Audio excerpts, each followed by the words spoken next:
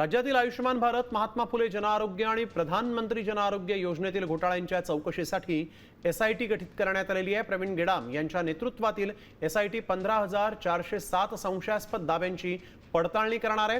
दरम्यान 338 प्रकरणांमध्ये कारवाई करण्यात आली आहे, तर 266 प्रकरणांची चौकशी सुरू आहे। मोफत उपचार असतानाही पैसे लाटल्याचा धक्कादायक प्रकार समोर आला।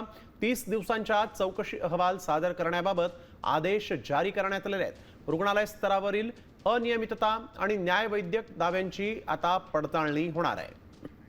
भरत मोहोळकर आमचे प्रतिनिधी आपल्या सोबत यावेळेस थेट जोडले गेलेले आहेत। भरत, काय या संदर्भातली अधिकची माहिती आहे?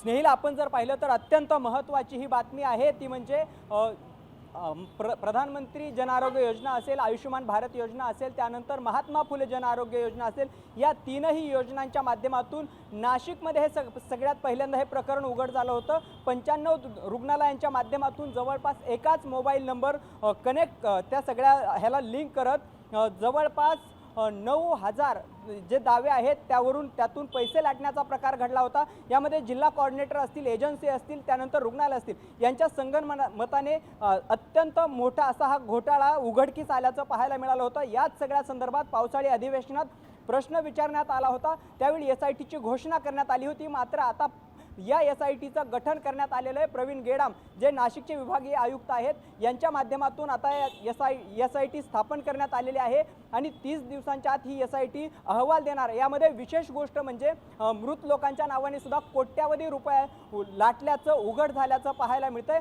तर काही बोगस नंबर आणि बोगस कागदपत्र काढून या सगळ्याच्या माध्यमातून पैसे लाटल्याचं सुद्धा समोर आल्याचं पाहायला मिळतंय। त्यामुळे एकंदरीत हा अगदी आपण बघतोय। भरत, धन्यवाद आपण दिलेल्या आहे सविस्तर माहितीसाठी। आता मात्र जे प्रकरण आहेत त्यांच्यावर कारवाई देखील होणार आहे, चौकशी देखील होणार आहे, त्यामुळे काय नेमकं सत्य समोर येतं हे पाहणं महत्त्वाचं राहणार आहे। धन्यवाद।